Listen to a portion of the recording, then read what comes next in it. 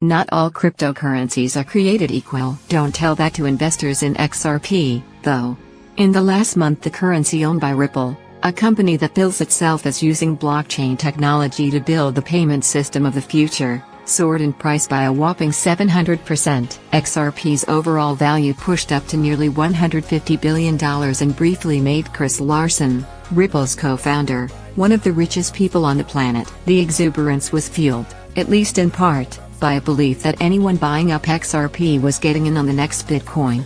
But for some it could end up as a very expensive lesson that what they bought into is a different animal altogether. To begin with, Bitcoin relies on a network of miners running code that validates transactions and keeps the currency secure. Bitcoins are released as rewards for this mining and act as an incentive to keep the network running. In Ripple's setup there are no miners. All 100 billion coins of XRP that exist were created when the network launched in 2012. Its creators kept 20 billion and gave the rest to the company. Since then, Ripple has been methodically distributing tokens to clients, but it still holds nearly 50 billion in an escrow account. That's not all.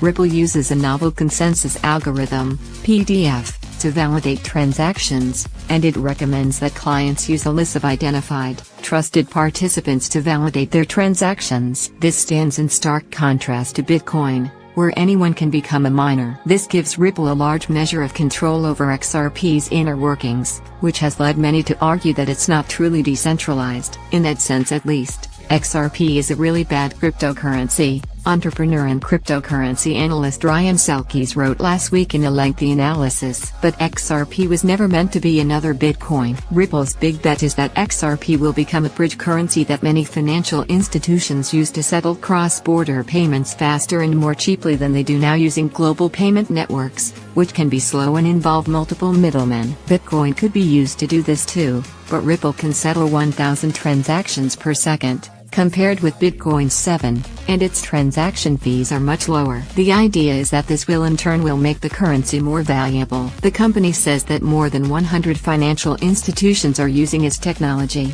and XRP's recent spike has been linked to the news that 61 banks in Japan and 2 in South Korea have formed a coalition to launch a new Ripple pilot. Here's the catch, though: Ripple's blockchain-based payment network doesn't need a bridge currency to work, and nearly everyone using the network has so far chosen to exchange digital IOUs instead. They settle the transactions later, using fiat currency. Update: as many have pointed out in the comments, MoneyGram, a leading money transfer company, today announced that it would test XRP.